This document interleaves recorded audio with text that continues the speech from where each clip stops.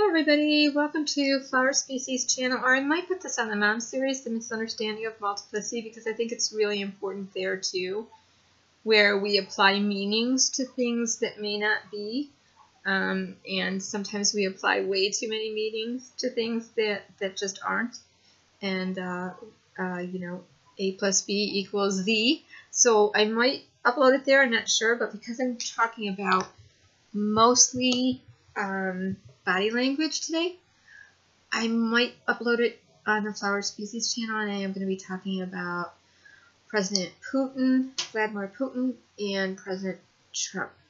And I'm also going to throw in a few more ideas I have about people that I've been watching their body language for lots of years. First, a little background about me. I am not a body expert. I am not a body language expert. I am a Mediterranean of Lebanese, Italian descent. We talk with our hands a lot, so gestures are very cultural in my family. So I grew up seeing gestures that you knew were just like, okay, like every family, you have your cultural, and then you have the country you're living in matters. A body language, something done, a gesture done in the United States might be seen as a really cool thing to do, a really okay thing to do. A gesture in another country would be rude or would mean something totally different. So we do talk with our body more than what comes out of our mouth. But I always looked at body language before from a small child. I would take the temperature of a room and observe people. I was a real observer of people. And I think for people that have gone through any kind of trauma in their background and had to face a situation where they knew things were going to get stressful or hot and heavy or blow up any minute, and they might be in harm, or the people they love might be in harm, you could become hyper vigilant to every little twitch a person does and every little look. And so I take all that into consideration, knowing full well that I grew up being very, very aware of how group dynamics changed with one person entering a group before they even said anything. Just that their presence being there changed everything, and everybody acted differently. And then how one person could diffuse things, another person could agitate and disrupt and be a real shit disruptor and blow things up. Been aware of that forever. Always felt very empathetic as a child towards people that I could see did not feel comfortable in a situation. I kind of just, maybe there was a kinship there. I could, part of growing up is reading people and knowing language and social cues and all that. But some of us can get hung up on a closed fist means you're going to get hurt. A gaze in the eye could mean love, could mean somebody's really listening to you, could mean somebody's really psychopathic and going to hurt you too. And I mean, I think I knew that from like probably 4 years old. Cognitively, I can trace back to 4 years old. I knew, we've all said, when your mother gets that look, when your father has that look, they don't even have to say nothing, the look. Okay, so we talk more with our body than our mouth. But holistically and spiritually, I look at the whole. So, with everyone. And I think it's probably been my one thing that I've done consistently my whole life is take the temperature of the room, check everybody out, and constantly be looking for, is the temperature still okay? what's thrown it off, who's saying what, really real aware of that. So that has led me to social work when I became a social worker, and we had to learn a lot of body language, just like policemen and first responders and psychologists and interviewers and everything. They have to learn a lot of body language because we talk more with our body, gestures, our hands, subtle little macro facial movements and things that here we are applying meaning to something that may not mean something. But I want to flip that just a little bit and say some things really do mean something. So today I've been watching Donald Trump, and I've been observing him since he first came on the scene. I've been kind of watching him in interviews since the 80s, and really when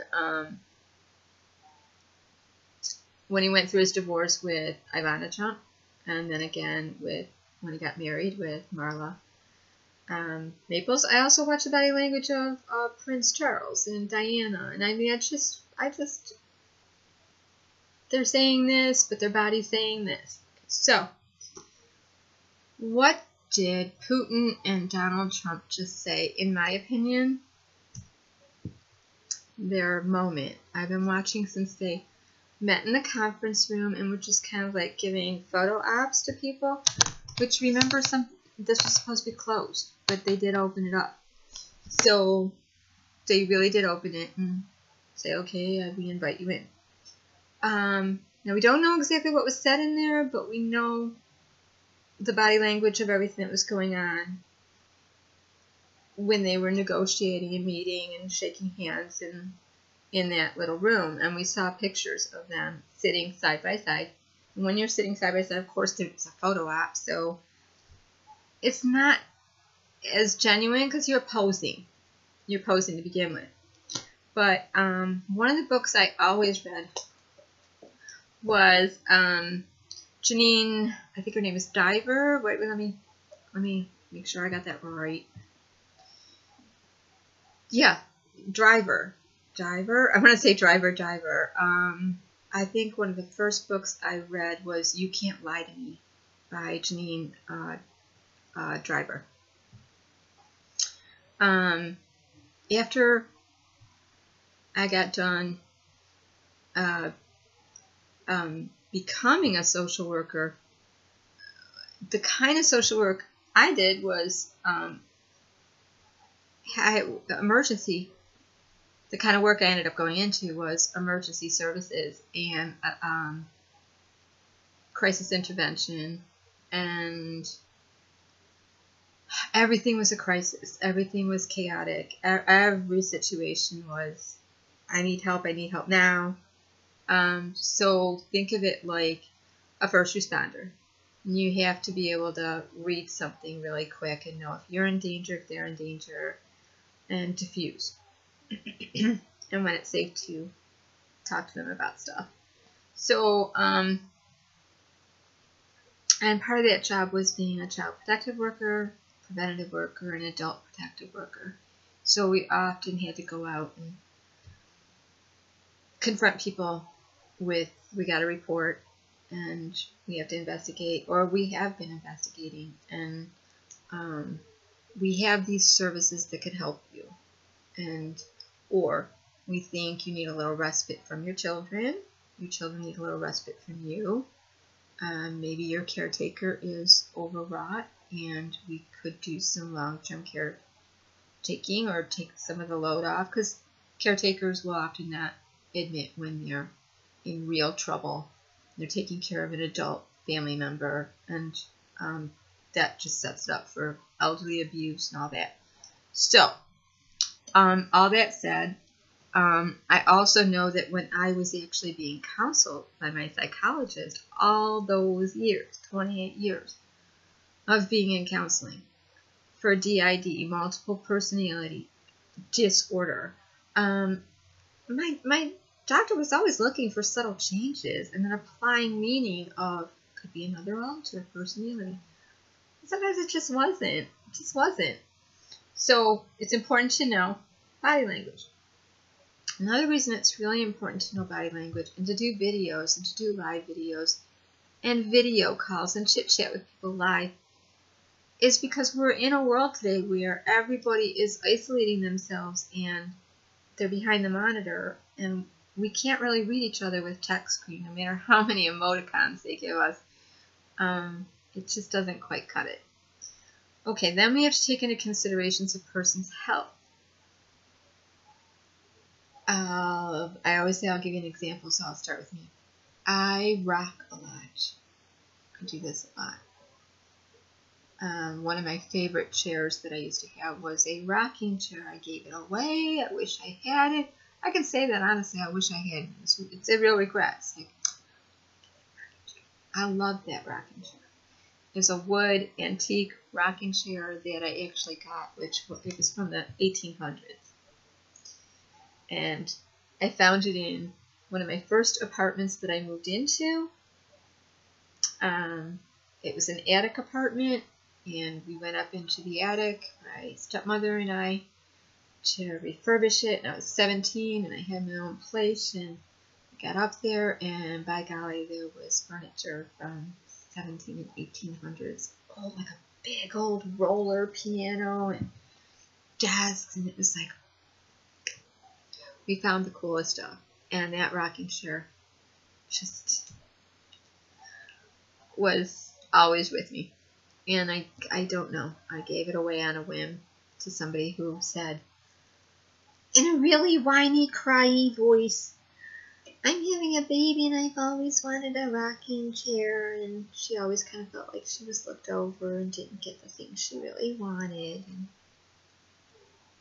I felt bad, and I said, I have a rocking chair you can have. I have grown. I don't do that anymore. Okay. So I rock a lot. I do this naturally. I'm also a fidgeter. So if you can look at my feet right now, I'm doing this, that, feet, twitcher. I'm a sloucher. Growing up, my mom always told me, your posture, Maria, your posture, and I didn't listen to her, and I wish I had. Thank you, Mom. Kisses to heaven. She was right. Stand up straight, stand up straight, stand up straight. Because now I have degenerative and cervical stenosis and narrowing of the spine, and so I have that hump thing happening in my back. And I have a curvature of the spine, so I really am. And I have had 3 compression fractures that I've lost height from. So I just keep getting that. Not good. No matter how straight I try to stay. I once went to a Iraqi worker, and she tried so hard. She had her hands all over me. She was trying so hard to get my shoulder back. She couldn't figure it out. She's like, just pushing back my shoulder. She's working. Did some deep rolfing, and the kind of rock she did was rocking called zero energy rocky, where you use your energy. Sounds funny, zero energy, but by rocking the person into position gently and increment. So she would take one arm and just rock, and then so you're doing those isometric type things. So it's a very natural thing for me to rock. I used to be on, I did another video of this. In fact, I was wearing the same outfit, but I had a hairband on. I used to be on a lot of opiates for chronic pain, for my back, and for just a lot of conditions that went on in autoimmune type things that went on in my body and caused inflammation. And I used to be on a lot of opiates and even fentanyl for many years. For 30 plus years I was on opiates, and for 10 years I was on fentanyl. And 2009, Labor Day weekend, I decided I'm going to taper myself off everything. And within 3 days I was off the fentanyl. It wasn't a very long taper, but I was off of it. Never looked back. and then this went down to no analgesic, no opiate. Hang on 1 second. It's gonna be, I know who it is. Telemarketer. I knew who that was. Okay, so I do a lot of rocking to deal with pain now because I'm on absolutely no pain medicine, and it's rare that I even take an over-the-counter Tylenol. I won't get into all that. I will just say the two main medications that I took the longest to taper from and still take occasionally, once in a while as needed, is an anti-anxiety benzo called Transy, and a full body muscle relaxer called Soma. I used to be on 6 to 8. Now I'm on 1 if needed, as needed. So if my body flares up in a lot of pain now, this is what I do. If my lower back is really hurting bad, this is what I do. Okay? Shifting and pivoting and rocking. In some circles, this can be looked at as a very nervous thing to do, as a Rain Man kind of thing, as an autistic spectrum kind of thing, as a... what's going on there? But sometimes it really is just a valid how you handle your pain. So there's meanings for... There are individual meanings. That's why we need all language, talking, body, and then what a person does with their life and looking at the whole. If somebody was to first meet me and they saw me doing this, they would think she's loco. But I'm dealing with my pain without taking an opiate, without taking a dangerous drug like fentanyl that was prescribed for me for way too many years. So we do what some things are just, you can't make a cigar. Some things are just a cigar. That's better said. One of my favorite books I've read for body language is What Every Body is Saying. It's written by an FBI agent, and it's a guide for speed reading people by Joe Navarro. Okay. And it's with Martin Carlin's PhD. Now, taking everything I've learned as a social worker in emergency situations years ago, assessing a person's body language as you approach them and everything, and I'm not an expert at all. I've just been reading people. Okay, so what I see with Donald Trump, and I saw during the campaign, and I've seen it really started to get worse after his divorce with Ivana. He always, in the younger years, in the 80s, he was always very much like you see Donald Jr. now, very statuesque, very tall, very confident, very relaxed, smile, hand by the shoulder, not uncomfortable at all, just very answering the questions, smiling, thoughtfully, thinking about things, positive. I'm your friend, you're my friend, everyone's friends. Okay. Charming.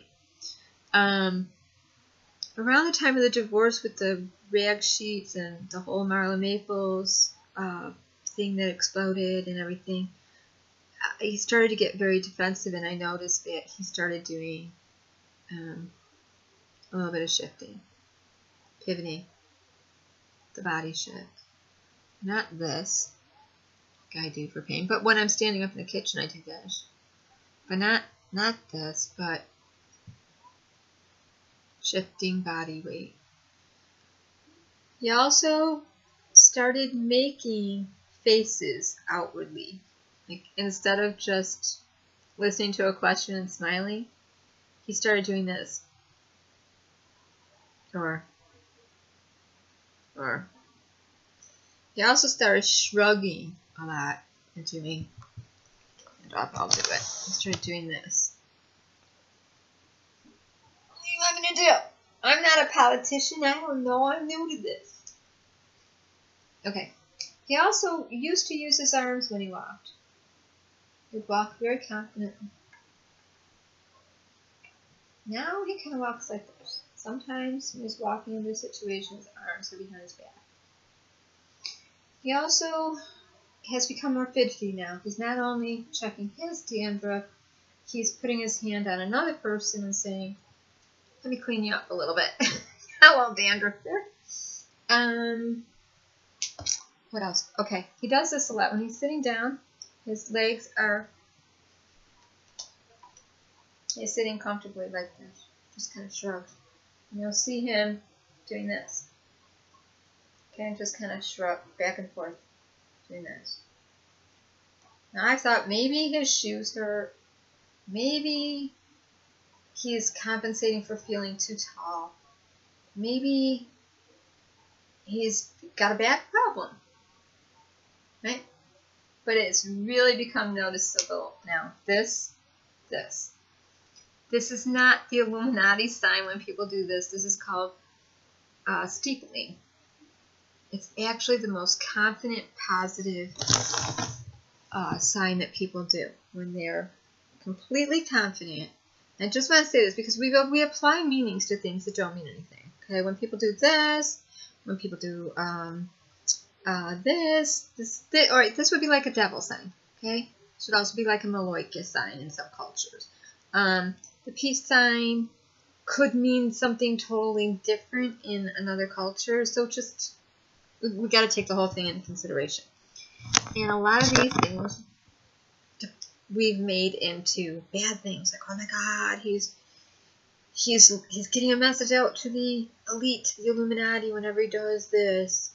No. This is called steepling. When your thumbs, your fingers are together like this, it can mean you're negotiating within yourself. You're still not sure. You're listening, but you're. And remember, he's a negotiator, so he's still internally listening to all of it and trying to run it around in his head. Unsure. I haven't taken it off the table yet. But it also means I'm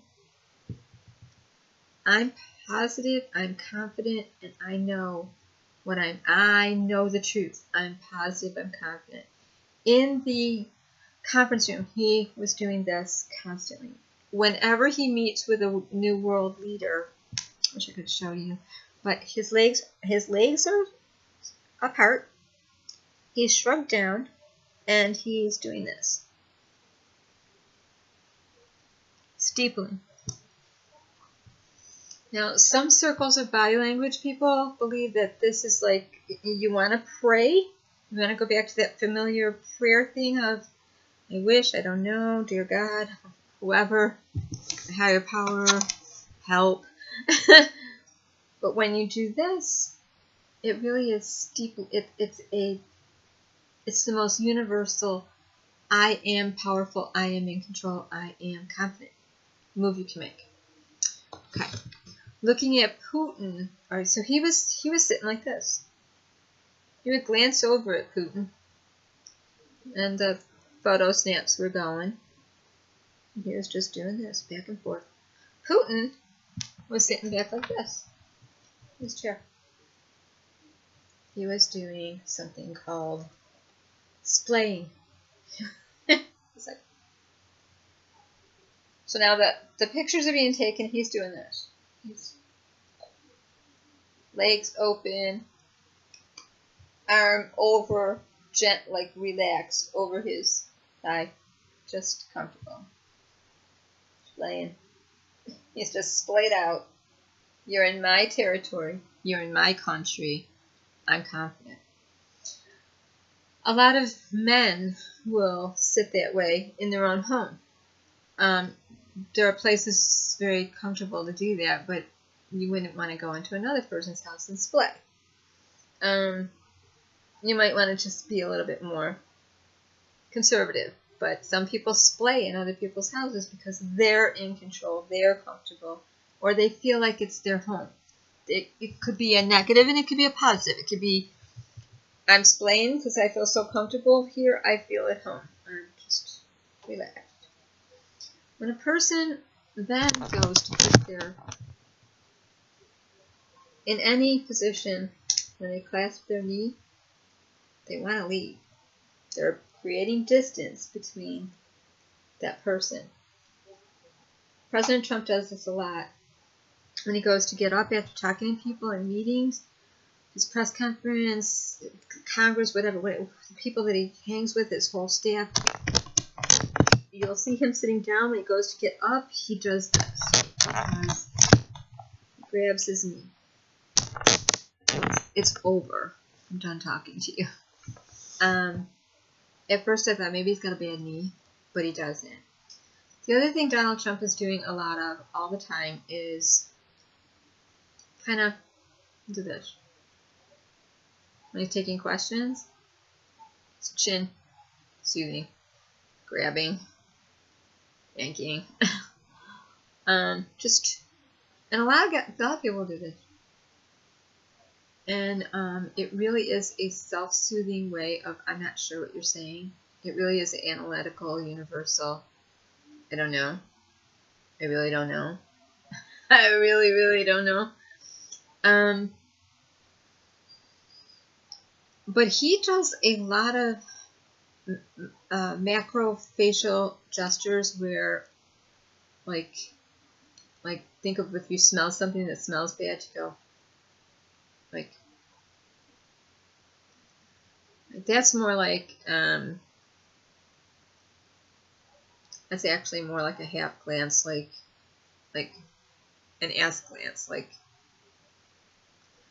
you don't trust, he does that. Like, I really know the truth about something. I think it's called an ask glance or an ask glance, where you look at a person and you go, and you draw your chin in. Drawing your chin in is always guarding yourself. And then a kind of is most likely,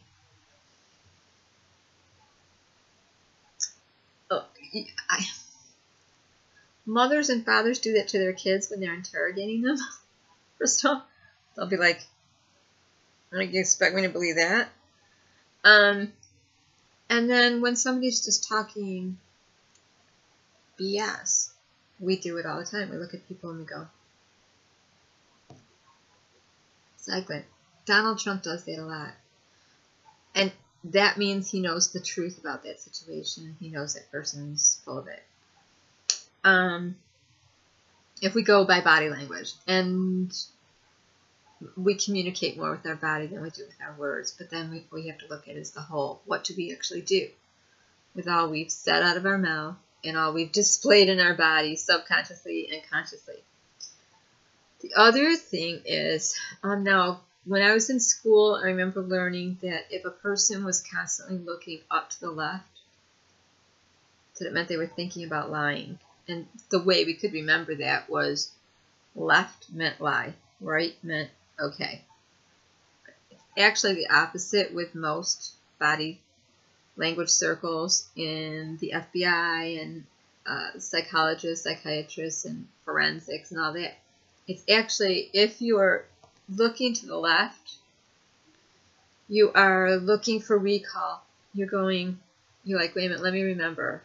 We went to the store on Wednesday and we did what? Oh yeah, I saw that in, you're drawing from the left. Real, true information. It's actually harder to look up to the right. And if you try it, it depends on what hand dominated you are. But if you're looking to the right, you really are working hard to make up a lie or a deception, to kind of make something up. And if you think of your children when they're in trouble, when they've done something wrong, they will be like this.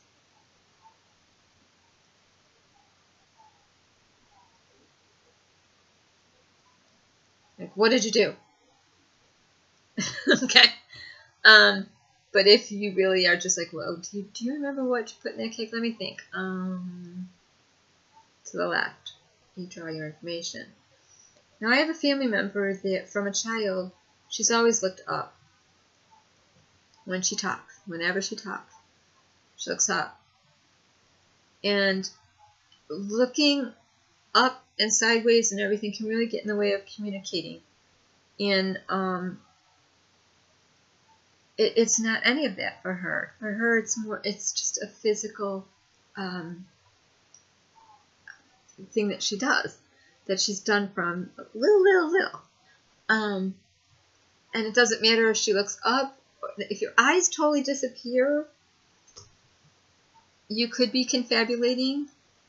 But most often, it's a sign of intelligence. You're looking up and you're thinking, what did I mean, you really want to get the answer right. Trump does do that. He looks up and get the answer right. I'll use this as a desk. When he's standing at his desk, he claps his hands over his desk. That's a real dominant move. I'm here telling you what I want you to do. So it is. Okay sign, and that he does a lot, means it's okay, but it really goes all the way back to when we were baby. It's a primary sign. If we think of what babies do, they grasp onto fingers. They grasp things. First thing a baby will do is grasp that O. So it really is an okay sign. Now, if you tried this in Germany, it would be a gesture that would be like bad. Okay? So that's just like going back to the peace sign, the love sign, the devil sign, the Illuminati sign. They all get mixed up. So it depends on who and where you're doing it, which is why I always say in the entertainment field, I feel that people throw up these Illuminati signs and things and all this and that because they're in a group, they can do it and everybody understands it. So they're speaking their own little language. This I want to show you in the book. And this is the book that I have found the most. I mean, I like Janine Driver's book. This is something Trump does a lot. Clasping the knee. After he's done talking to everybody and he's done his photo op and he's sitting down, he does that. Let me put my glasses on so I can see what the glasses are here. It's pretty bad when you can't see where your glasses are. Okay. Clasping of the knees and shifting of weight on the feet is an intention cue to that person wants to get up and leave. I'm out of here. Okay. I've never seen Trump do this. I have seen Mike Pence do this, his vice president. What it means is we normally cross our legs when we feel comfortable. The sudden presence of someone we don't like will cause us to uncross. Wait a minute. We normally cross our legs when we feel comfortable. The sudden presence of someone we don't like will cause us to uncross our legs. So you're getting in that fight or flight movement to leave. Let me find the other one who does. Right, he puffs his chest up a lot like this and sticks his chin in. That's a very guarded thing. When your chin is out and you're comfortable and you kind of relax shoulders, you're okay. When you're tucking your chin in and puffing out your breast, you're just not sure. You're taking in the whole scene. I'm going to show you exactly how Putin was sitting, if I can find it here. Okay, here we go. Putin was kind of sitting back like this. Not very closed off. Okay, so Putin was sitting like this, but his arm was out. He was more splaying, but sitting like this in the conference room. It says, in this photo, the man has placed his right leg in such a way that the knee acts as a barrier between himself and the woman. Okay. The man positioned his legs so the knee is further away, removing barriers. Now here's where he's putting his legs down. So the leg is creating the barrier, and when he starts to unfold it, it's more open. Trump remained this, like he's done with all world leaders. Just arms hanging down, shoulders shrugged. This, steepling. I'm going to show you that. I should have marked these. Okay, this is the shoulder shrug thing that I was talking about. See that? What Trump does. That. I don't know. I'm new at this politician thing. Partial shoulder shrugs indicate lack of commitment or insecurity. We use shoulder shrugs to indicate lack of knowledge or doubt. Look for both shoulders to rise. When only one side, when you do a kind of quirky one side shoulder raises, it's dubious. You're not sure. I'm trying to find things that he does.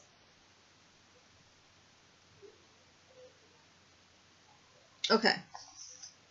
He does walk with his hands behind his back a lot when he's surveying things.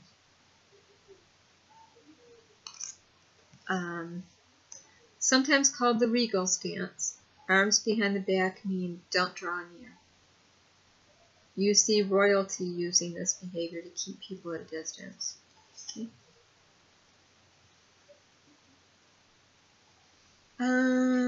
Okay. This is really the way Putin was sitting. Seriously, that is the way Putin was sitting. When they were taking pictures of them, kind of, for photo op. This is what Donald Trump has done over his desk when he's done with the staff meeting. I'll read that to you. Fingertips planted, spread apart on the surface are a significant territorial display of confidence and authority. He does that all the time. This is what Putin was doing. Arms spread out over chairs, telling the world you are feeling comfortable and confident. I'm going to show you splaying and steepling. Okay. Self-preening. Okay. Trump does a lot of that. He, does that, and even to other people. Self-preening is acceptable, but not when others are talking to you. This is a sign of dismissiveness. Wait, I'm over here. And here too. Not listening to you. Alright, here it is. This is the biggest sign President Trump does. It's called steepling. Steepling of the hands, fingertip to fingertip, is one of the most powerful displays of confidence we possess. It's a universal move. Confident. Now, because he shrugs his shoulders down and has his feet apart and has his arms down in between doing this, it's a mixed message. It's, I am confident, I know the truth, but I'm shifting, I'm taking it all in. He's also a negotiator, so we have to keep that in mind. But he might just have a bad back and not be comfortable holding his shoulders up. But we've seen him also puff out like a bird and hold his neck up. Now, if you watched him at the breakfast table at the summit, he puffs himself out when people walk in the room. When the cameras go on, he eats the lens, he eats the microphone. He pretty much is like, I'm here, I'm United States, I'm the most powerful person in the world. You're going to kiss my butt, I'm here, and you're all going to listen to me. Does this. Whenever somebody else walks in the room, he does this. And then he kind of goes back to this again. He does not put his hands on the table, I've noticed, until he's actually, and then he actually starts touching people and putting his arms out on the table when he's talking, and he's right in the deal. So I've never seen him wring his hands. I've never seen him do, like knuckle cracking or be like this, ever, that I can think of. I've seen him be like this. I've never seen him be like this. But hand wringing is a universal way of showing we are stressed or concerned. What else? There's a few things that Mike Pence does, which is very interesting. Excuse me. Here, wait a minute. This I have seen him do.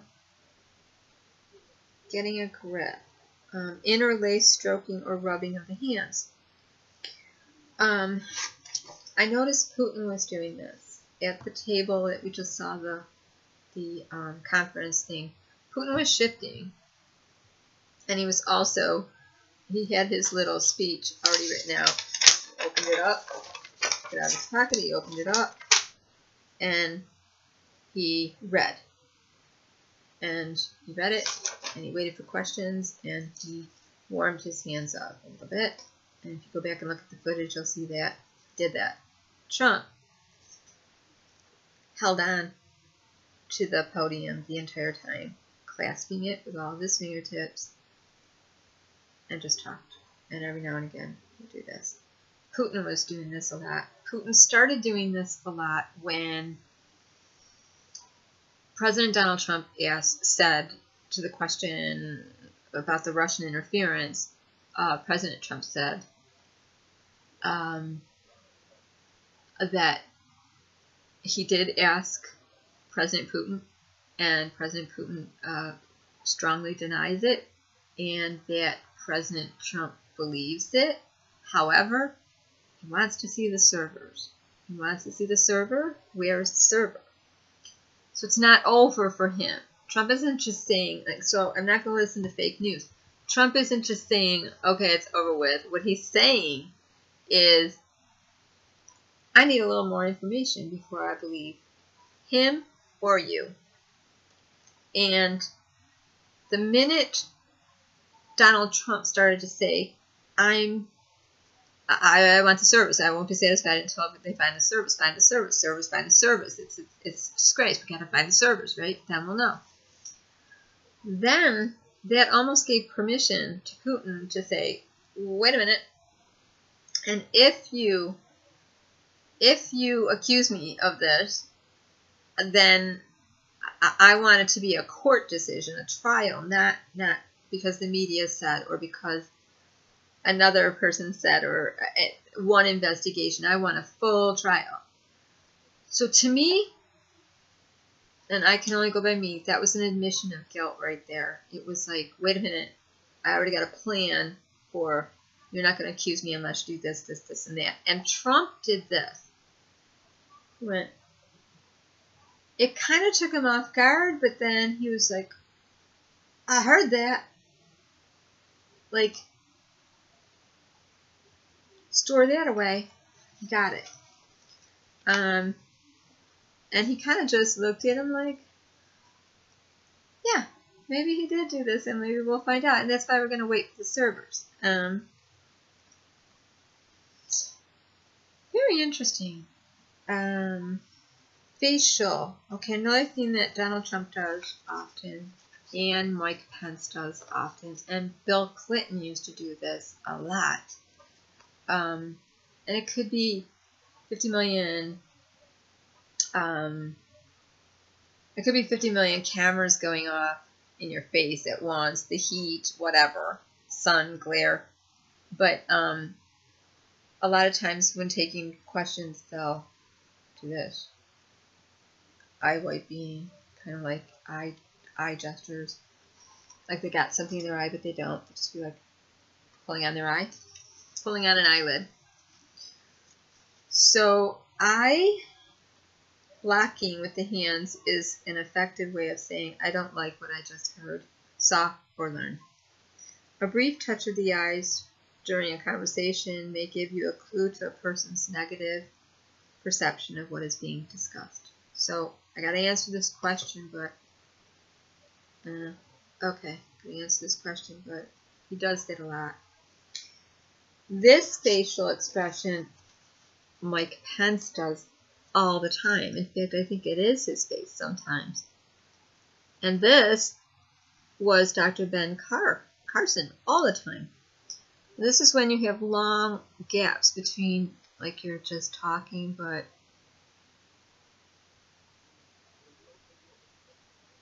I'm still talking, but okay. I used to think, is he gonna nod out? Why is he on drugs? Why is he talking like this and like this and like this? Okay, it's deliberate lack of lag time with your eye. A delay in opening the eyelids upon hearing information or lengthy closure is indicative of negative emotions or displeasure. This face, often before Vice President Mike Pence goes into a very tight smile, he will make this face. Where the lids, where he's just kind of like squinting his eyes. Where the lids compress tightly, as in this photo, the person is trying to block out totally some negative news or the event. And you do see him often put his head down doing this too. What's another good one? All right, this would be what I was talking about earlier. The look of askance, it's called. Askance, A-S-K-A-N-C-E, at people when we are distrustful or unconvinced. We don't trust them, we're not convinced. This is the look. And it's like, it's another macrophage. It's like, it can be intensive. Like our mothers or parents did this to us a lot. We did do it to our kids, but we do it to people that we really don't. Just like this, we do that. You know, I've done this to tons of family members. I've been sitting around a table listening to them, and I'll just kind of like, and I've seen other family members doing this to other family members, but we're all just sitting around going, think of your eyes going out like that. So, yeah, interesting. All right, Trump does this one a lot. Disappearing of the lips. Thin lip, disappearing of the lips, and the tight lip and the stiff upper lip. Does it a lot. In the campaign, he did it. In the debates, he did it all the time. When the lips disappear, there is usually stress or anxiety driving this behavior. Here we go again. Lips disappearing. Okay.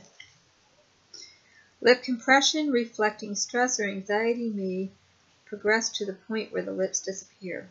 When the lips disappear, the corners go down. I'm going to try to do it. Wait a minute. I can't make that. I can't make that face right now. I could kind of do it. The emotions and confidence are at a low point, and there are concerns.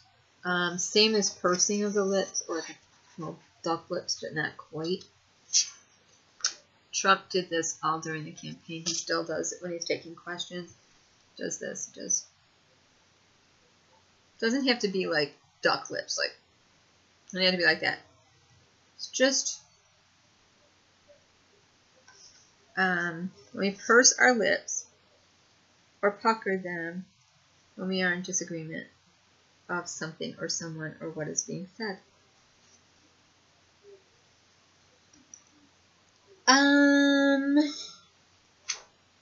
When somebody is touching their collar, their neck area, their tie, men do this more than women, although I do this a lot because I have nodules that are always kind of trying to move over so I can swallow or breathe better or chew or eat or whatever. So a lot of self-touching to the neck, any area of the neck. Yes, yes. The tie, adjusting the tie a lot. The collar, doing this to your collar. It's all self-soothing. Men do it more. It calms their heart down. The vagus nerve is there. And so if you just do this, think of the chakras, you'll understand it more. You're soothing yourself to do that. Calming down. It's a self-soothing thing.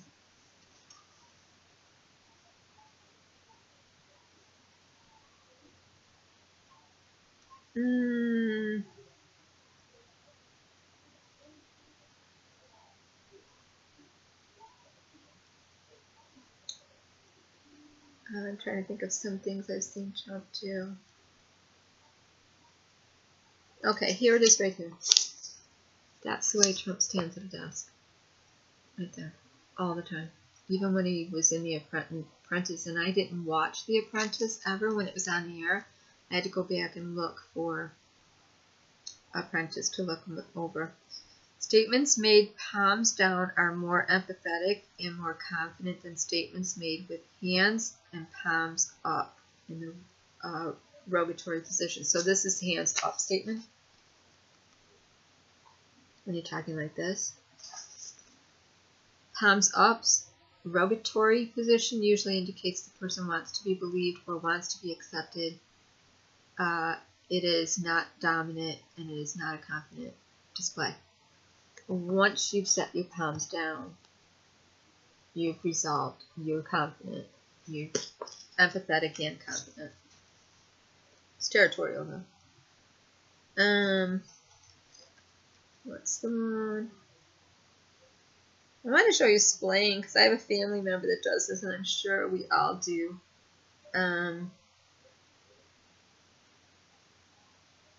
There's a lot in here, and there's a lot out there online to read about the frozen hands or the half clap, like, not really clapping, you're doing this, what it really means. But the most important body gesture that Donald Trump has done in his presidency is hand steepling.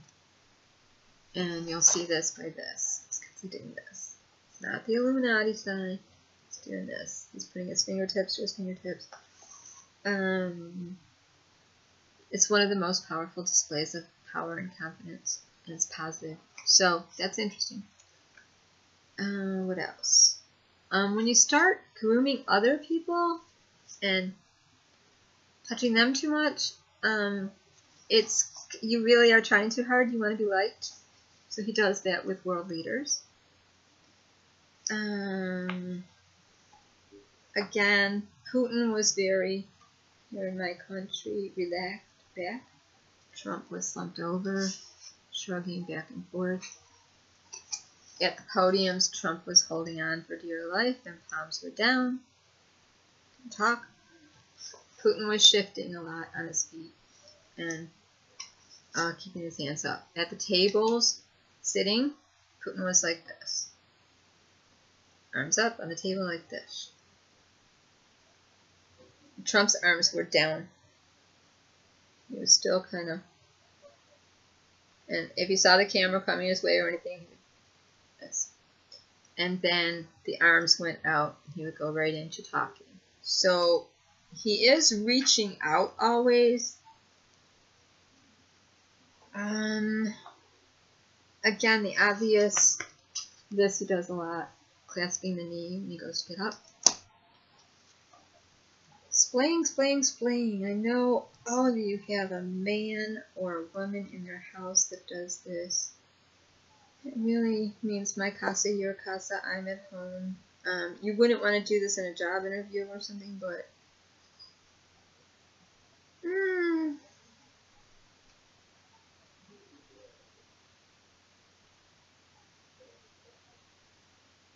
oh, the gaze. No, I can't find it. There's a gaze that there's a lot of stuff that's been said about looking into a person's eyes. If you're not making eye contact, it's not good. But in some cultures, if you are making eye contact, it's rude. Think about Latino or Mediterranean. If you looked at your parents in the eyes when you were talking to them, sometimes they'd be like, don't you look at me when I'm talking to you. So a lot of times when people are confronted, especially females, will look down, look away. That can also be seen as, if you don't look in my eyes, you're not telling me the truth. So, you know, kids could get slapped. You're not looking in my eyes. What are you looking away for when I talk to you? Sad, but it's true. But then there's a gaze.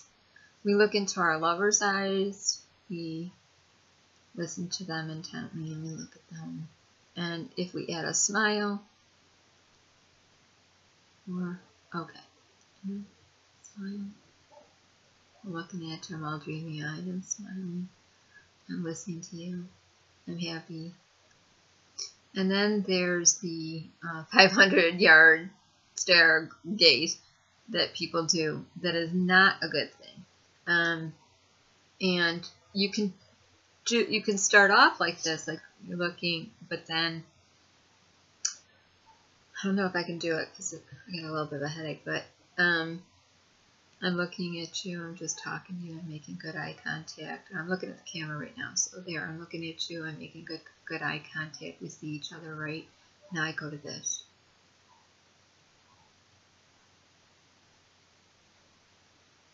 I'm not really, now let me do it better where I can see what I'm doing. So I'm talking to you, we're talking, we're looking at each other, we're making good eye contact. Now I go to, let me see if I can do it.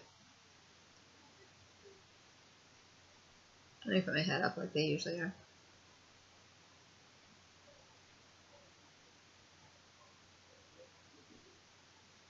I'll get there. I'm almost there.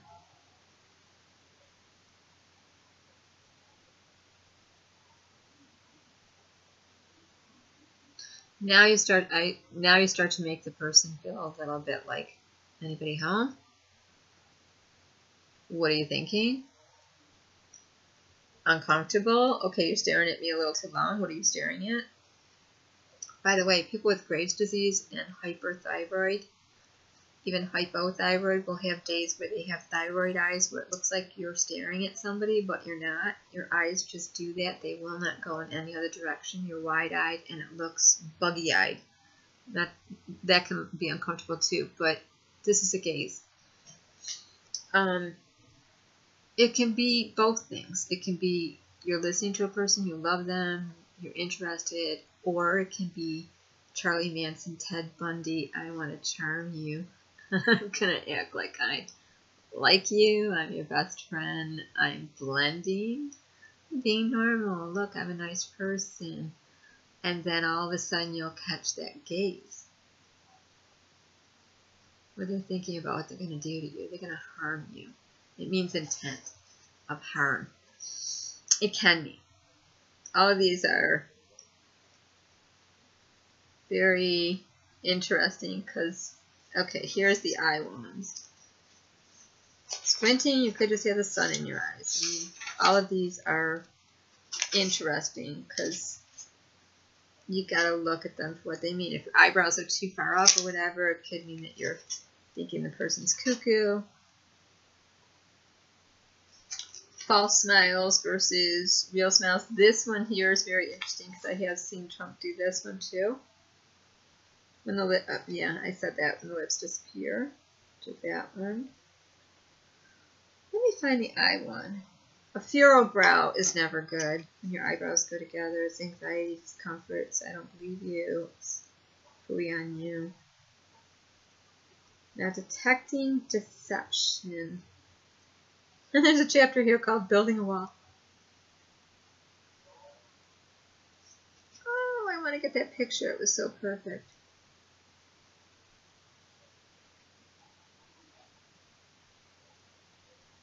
Oh, when your confidence is low, you might have your chin down, or you might actually be looking above a person. So it can be dubious. And when your head's up like this, it could be you're overconfident, but you're going to be deceptive. Same thing when you're testifying and your hand goes too straight up like this. You're trying really hard to, yeah, I'm going to tell the truth. You know, when your hand's like this, it means there's going to be space. I'm going to be human about it. If your hand's back like this, they look at all these things. Your body language really does say it all. Immediately. And then the words, you could explain yourself, which is why I really, like I said, I really don't like the internet as much. I like to do videos and I like to video chat because you really can see a person's body language and get the full communication. There's mirroring body language. When I first learned how to interview people in social work, you really just want to mirror their body language and keep your language open. No crossing your arms, no crossing. You could cross your legs in your chair. That would still be seen as inviting, but if you were just sitting like this.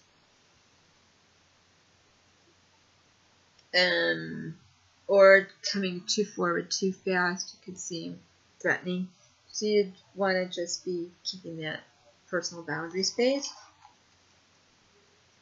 Putin looked very comfortable in his meeting alone with Donald Trump. Donald Trump looked unsure, like he was taking it all in still. He wasn't sure. And in front of everyone else at the podium, President Trump looked like he was taking charge, and Putin looked uncomfortable because they were facing questions from foreign and American. They were facing the questions.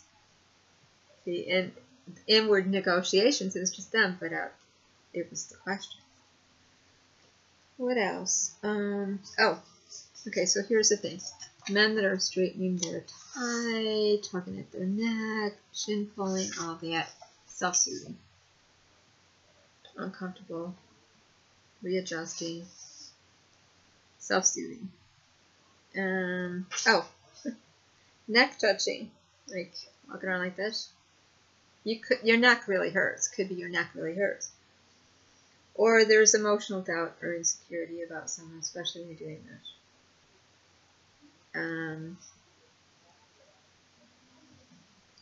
Covering the neck area right here pacifies insecurity, emotional. So if a person's putting their hand up to their neck like this a lot, Melania does this a lot, and she also does that gaze. She does the gaze with a lot of people. She does it really means disgust. It really does. And when a person does this, and I'll give you an example of it, you're talking to them and you get to a certain subject and they're like, real quick, like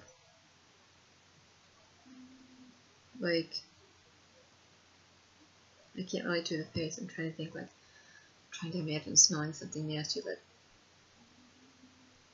or head gets tucked in. You don't necessarily do this, but you can crinkle your nose up like that. Quick. It's really quick. It's macro. A gentleman in this book is saying he was talking to his best friend who was with his fiance, and he was talking about their upcoming wedding. And the minute he started mentioning the marriage, he noticed that the fiance, his friend and him were talking about, the fiance was like, real quick. Did that real quick. And he didn't want to believe that it was something. He thought, you just had too much training, whatever, it's nothing. And within a couple months, his friend called him and said the wedding was off, that she had backed out. She didn't want to go through with the marriage. So you just don't know with these things. But what I do know from child on up for many reasons, and then with social work, and then just with group dynamics and family, and what we just know from being human, And also from of really wrong applications made from every little gesture and twitch and whatever, with multiple personality or dissociative identity disorder, is that we can't apply a lot of meanings to every little gesture that's different, but there are universal signs that people make of disgust, of mistrust, of confidence, and of overconfidence, and of arrogance, and of positive and of negative, and deceit and lies, and insecure, and I'm just not sure I'm weighing it all out yet. And so I would encourage people, when you're communicating people, go really learn about body language. It's really fascinating. But if you are going to learn about body language, I would read from several sources. And then I would also look at cultural gestures and what it means to people that are Italian or Latino or German or Polish or Jewish, because different gestures mean something that looks like throwing somebody the finger. Sorry, there you go. Could be thought of as bad here. In another country, it's actually a good thing. So, and the peace sign here could be really cool somewhere else. It's really not cool. So, it all matters. What I see is Trump, again, I'm looking at him now. He's holding on to his podium. He's talking. Putin is kind of behind it, the desk. Oh, twiddling the thumbs. Thumb wrestling, this. Unsure. Insecure. Don't know. Figuring it out. I don't know. Not sure yet. Warming the hands. He's done that. Done this. Ringing. Putin's done that. Putin has done this. Melania does the gaze, which means I'm disgusted. I'm not paying attention to you. I'm not even putting up with you. I don't. Or I'm going to see it. Or commute, I'm really in love with you. She does that a lot.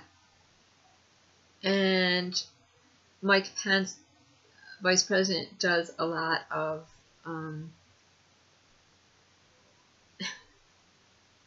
that kind of squinting face. And he does a lot of this. Let's take a look. Okay, whose question? I don't want to take your question. Okay. So, anyways, that's my whole Putin-Trump moment. I think they're both bluffing each other. I think that Putin's got a really good poker face going on. You got to remember, he's the head of the KGB. He's close to the Kremlin. And to me, Donald Trump seems to be attracted to people that overcame and dominated the people that were over them. Like in Kim Jong-un, he seems to be attracted to people that overcame great diversity and rose to great power. No matter what that means. Also, I do think of Donald Trump's family. I remember reading, started off in going to like I don't know if it was Presbyterian or whatever a church. Were religious, but then his father became very interested in Vincent Norman Peale, power of positive thinking, and that became their church. So Donald, as a young child, knew positive thoughts, affirmations, speak it into existence, believe it, say it, focus on it, manifest it. The power of positive thinking, that really was his dogma that he grew up with. He also went to a military school, so I kind of take all that into consideration. In my heart, I believe that, and I know I did a video a while ago about Donald Trump, and some people might be like, I don't really care. I just want to say what I say about him. I think that there's good and bad in everyone. I think that he's said a lot of shitty things and said it maybe not so couth, maybe not so presidential. And I think he's tried to make some moves to see what the people would allow. I don't think he did the travel ban intending that it would be tolerated. I think that he put it out there to see how much will the people put up with. I don't think he did the zero tolerance to be a creep. I think he did that to see how much the people want. What I go back to is I had a teacher in high school during the Nixon years, when it was when he was going through the resignation and Watergate. Policy teacher, government, social work, just social studies. We talked about all of it. Really engaged the students. His name was Mr. Gordon Shea. And one day he said, "You have the power to put into office anybody you want by voting. However, the president that made all those promises to their supporters will not be able to deliver to their supporters, will keep trying to keep their supporters happy, but usually will not come through with half of the promises they made in their campaign for their supporters. What they will be trying to do immediately after getting into office is win all the people that still don't like them. So the majority, even if it was the electoral vote that got whoever got Trump in there, whether it was the Russians, the electoral process, or whatever, his base, he's not going to satisfy all of them, but he knows that he needs to satisfy everyone else that he didn't win over. So what my high school teacher was teaching us then is we make the president, we can make a president who we need them to be. Even though protesting, rallies, all marches, all that's good. Changing laws at a local level, legislature, and who we vote in locally makes a big difference. But what we allow presidents to get away with matters more. And they know that. They're looking to see, okay, what do the people want? We are their gauge. And they shape themselves to be who we want them to be. And Donald Trump is all about winning. So he's going to adjust himself to the people that did not vote for him more than the people that voted for him. I don't feel scared at all about him being with Russia. I feel like it's a good thing. I think that for a long time people have called him Donald Trump the divider. I call him Donald Trump the exposer. And I don't like a lot of his policies, but I think that he is taking the temperature of the people and saying, how much are they going to let me get away with? And when he saw that a lot of his base didn't really want all that was going on with the zero policy, he adjusted it. So we'll see. We'll see. But more than anything, I think it's really important to every now and again get out here and do videos and do live videos and do chit chat, because I could have said all this on a post on Facebook and been totally misunderstood no matter how many emoticons I use. But hopefully you've been reading my body language, listening to my voice, and seeing when I smile and seeing when I don't, and reading my body and, reading what I'm saying. So this is just one. I also have You Can't Lie to Me by Janine Driver. I think she's excellent. I think the only problem I had with the book was people did lie to her. So the name of the title was catchy. But and I have a few others from school. Mostly I read a lot online, and I mostly observe people, like I said, from a young kid. You should be able to know. I think all of us should be able to know within 2 seconds of meeting a person or walking up to a person. And I had this situation at a family event recently. I was meeting somebody, and you know right away when that person wants you in their stratosphere or not. And you can tell within a few seconds of approaching a person a lot about them.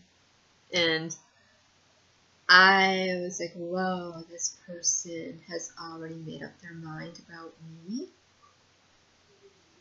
And that's that. From whatever they've heard or whatever they think they know or whatever.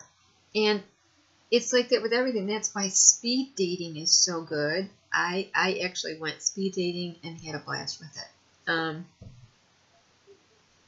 always thought the concept of speed dating is so cuckoo.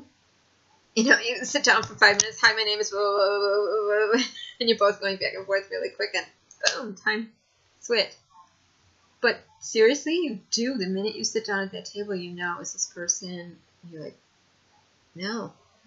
So there's a lot that goes into all that I'm saying that I think brings me back to body language. And we can make a lot of misapplied meanings and make a lot of applications and labels and make something that isn't, or we can take the whole thing. So that was fun. We'll see what happens. So takeaways would be the gaze that Melania does. I don't know if she has contacts or just some really brilliant, beautiful, freaky sci-fi eyes that go into that gaze every now and again. Ben Carson does the flag of opening's eye. I'm going to nod out any minute. Dismissing. He doesn't like the question or what he's having to talk about. It's annoying. Okay. Or maybe there's something physical going on. Who knows? But these are all things that somebody would think of in interview or somebody observing or assessing something. Displaying is if somebody's in their home and they're just like splayed out. That's good to do in your home. I'm just relaxed in my home. But I'm not going to go be like that in someone else's home. But if I am like that, it's because it's my casa, your casa. It's that person really does feel at home. The person has been so hospitable to them. They've been there so much. They're really comfortable there. Display. They're comfortable with the people they're around. It's also a very territorial move. You wouldn't want to do that if you went, out in public.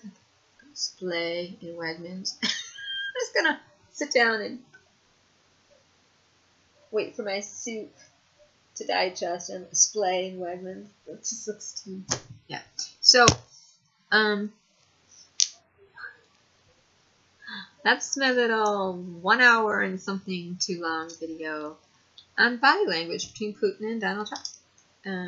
I think Trump and Putin both were doing a lot of this. No, dude. I think they both were reading each other. Other than the fact that everything was getting compared to football and basketball and everything else. And the reporter that got tossed out forcibly, I really think it went well. And I don't think that Trump dismissed that Russia was involved. I think that the minute Donald Trump said, "Hey, Russia, if you're listening, go find Hillary Clinton's emails," I think that was an open invitation for something to happen. And if that did happen, it will come out. It will come out. But yeah, they do have to find the server. So that's that. I think there could have been some questions asked about Syria. There could have been some questions asked about the poison. I wish there had been.